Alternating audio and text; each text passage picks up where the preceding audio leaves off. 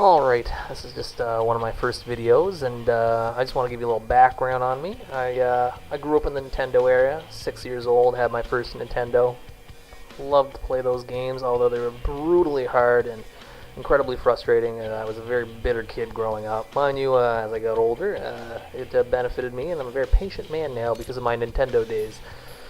Now, those games, like I said earlier, brutal games, often horribly made. There's some gems out there, but they're few and far in between. There's just way more shovelware out there than anything else.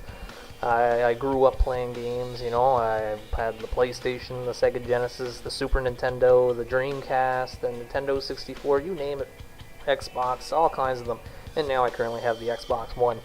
And of course, a common theme, there is still horrible games out there, but I kind of have a little bit of a fondness for them. They kind of grew on me as I grew up, and I really enjoy playing them, even though they make me incredibly frustrated. So I thought, hey, you know what? I'm going to start playing games, or playing horrible games, I might add, so you don't have to. You kind of get a first-hand look at them. And if you're anything like me, you might still want to pick them up and kind of go through that horrible experience. I don't know, grows hair on your chest, right? So let's just move on to our first review here. Alright now, so this little gem I picked up a few weeks ago, and picked it up for probably about $7-8. She's pretty cheap now in the old bargain bin. And the name of the game is Legendary, or previously known as Legendary the Box. This game came out in November 2008. I think it was November 4th. My memory's a little fuzzy, but I remember seeing a lot of previews for the game. I was kind of excited about it. But then I got a chance to play the demo, and boys oh boys, that demo was pretty horrible. I completely lost interest, and here I am back at this game again, and I'm going to be reviewing this game. I'll give you a little lowdown on it. The game takes place in New York, London, I believe. The protagonist is some kind of thief. His name's Charles Deckard. He's hired by an organization called Black Order to steal an artifact from a New York museum. Turns out to be the fabled Pandora's box, and a whole lot of shit happens after that when he opens that bad boy. Anyway, I'm going to start with the good, actually. There was some good about this game. So one of the things I did like about the game was the variety of enemies. There's plenty of different enemies in the game. You got these fire lizard things. They kind of look like the Dongos from Legend of Zelda. There's werewolves, there's griffins, there's alpha werewolves, which is a little bit of a spin on the regular werewolf, and then there's these killer phasing sprite-like creatures. I might add they're annoying to kill. And there's like these sack-like creatures that spawn small little enemies that explode on you, and they're pretty annoying too. Plenty more enemies, but those are the ones that kind of stand out in my mind right now, and I don't want to spoil too much for you. Okay, moving on. Another thing I liked is there was some powers or abilities that you had. There was one that you could heal. You absorb energy from dead enemies. You can push them away, which is really needed considering how aggressive the enemies are. And then there's one final ability that I had an absolute blast with, and that was the ability to take over creatures and have them fight for you. Unfortunately, you don't really get to use that ability that often. One other thing I actually enjoy about this game was the ability to shoot these little prisons that some of the Pandora's enemies were in, and then they go attack the human enemies, kind of like Far Cry 3. It was always entertaining to watch, and it made the game a little easier. And trust me on that, you really needed the game a little easier. Okay, now let's move on to the juicy stuff, and that's the bad. So what exactly is bad about this game? Well, it's hard to show you in a video, so I'm just gonna go ahead and explain it here. There's several factors that kind of made this game an absolute pain in the arse to play through. It was a combination of bad control, horrible gameplay mechanics, and absolutely atrocious AI. So let's start with the control. I'm no sniper elite MLG player, but I can certainly hold my own on online multiplayer games and first-person shooters. In fact, I love a good challenge, and I tend to play many single-player experiences on the hard difficulty. But sweet Jesus, playing this game made it look like an armless infant facing away from the TV could do better than me. The dead zone for the right control stick, the one to look around, was just absolutely difficult to get used to. It was almost like I was steering a tank off of Battlefield 4. Like, look at this, I can't hit shit. You pretty much have to rely on strafing to line up your shots. The game's overly aggressive AI didn't help matters much. Often you'll be in a corner getting beat like you owe someone money or something. Oh, come on. On the topic of AI, when the enemy's not being overly aggressive, they're downright stupid, especially the human enemies. They're often scurrying around like chickens with their heads cut off, and doing nothing but peeking out behind pretty much thin air, and not even realizing it's not covered. So to throw some extra frustration in the mix, don't bother throwing grenades at them either. Avoiding grenades seems to be the only competent thing these enemy AI can do. It makes them borderline useless. To make matters worse, you're often going to be finding yourself shooting invisible walls. Did I mention the hit detection was absolutely atrocious? Well, yeah, it is. It really is. If this isn't enough for you, all the enemies are pure bullet sponges. In particular, the werewolves, who share an interestingly but poorly executed mechanic. In order to truly kill a werewolf, you need to cut its head off. Simple enough, right? Well, considering the game's horrible hit detection, it could take you forever to finally take a wolf's head off. Like, look at this. Come on. Fuck. To add icing on the cake, sometimes they even get stuck in walls. Take a look at this clip right here.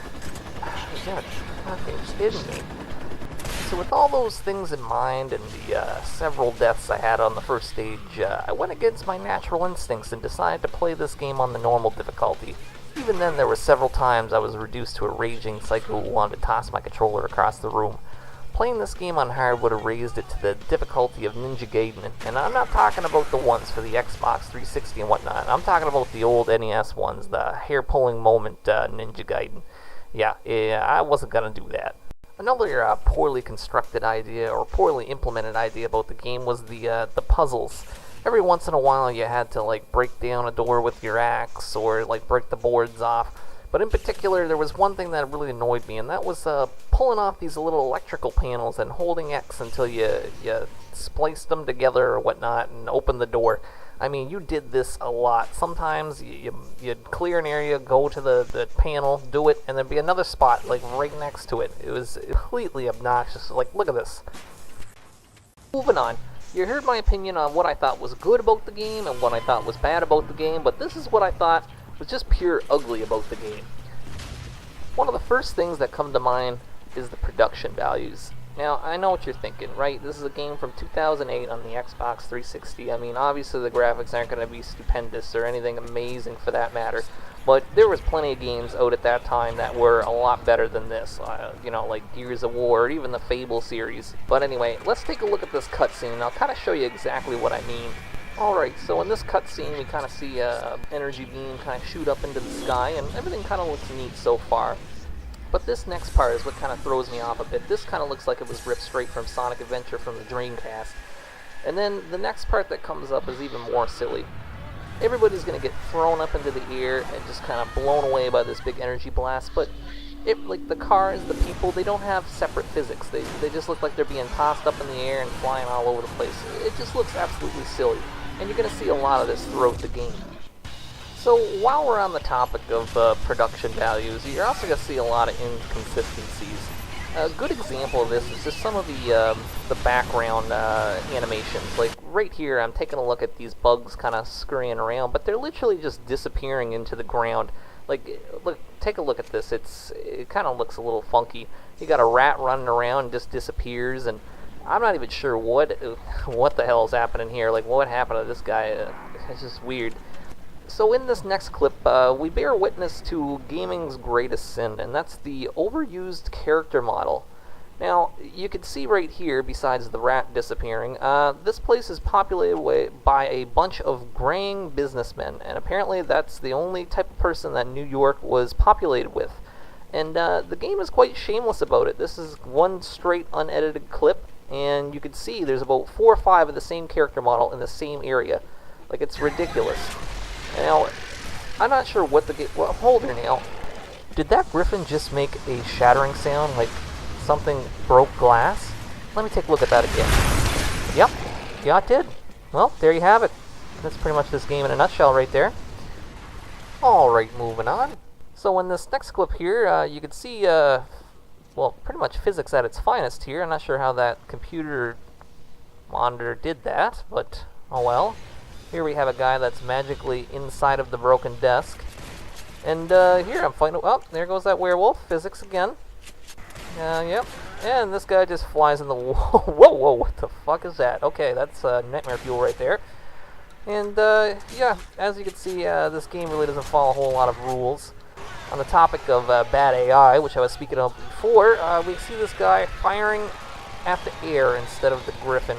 I'm not sure what they were thinking when they programmed this scene, but obviously there's been a big mistake, or he's making a big mistake for that matter. In this clip, here's another perfect example of the brilliant AI of the game.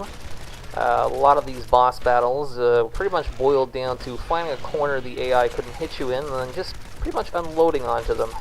Another example of a bullet sponge as well. In this next clip, we have the same thing going on. Brilliant AI once again. He's even floating in midair. You know, it's the game's wonderful physics, and I don't know what he's doing. He's doing some funky, weird flinching thing, but yeah, as you can see, the game was poorly made for that matter, but it still was entertaining to watch nonetheless. I'm not gonna lie about that. So, alright, there you have it. That pretty much concludes all the gameplay clips I took while playing the game, and kind of gonna give it a final review. It's been pretty clear so far that obviously I wasn't really impressed with the game. I did have some fun with it, I'm not gonna lie, but if I was gonna give this game a rating from 1 to 10, I'm pretty sure I'd rate this game garbage. Yeah, and that's a pretty harsh term when it's coming from me. But there's just so much wrong with this game. It started off interesting and had an interesting premises, but once you played that first level and you seen some of those introductory cutscenes, I knew I was in for a long ride. And just some of the frustrating gameplay mechanics, the odd control, the AI, the game physics, everything just felt like one big mess. And it's clear this game was either rushed or they just didn't have enough development time. I'm not gonna lie, I did enjoy the game, even though I didn't exactly give it a really good rating. It was a fun, you know, kind of B popcorn flick type movie game deal, but I certainly wouldn't recommend it to others unless you're kind of like me who really enjoy those mediocre games. So on a final note, I probably wouldn't play this game again, but if you see it for, you know, $3-4 and you don't have a backlog of games to play like I do, I'd certainly pick it up and give it a try. And, you know, mention what you think in the comments below if you've played it before. Anyway, thanks for tuning in, and I'll catch you guys later.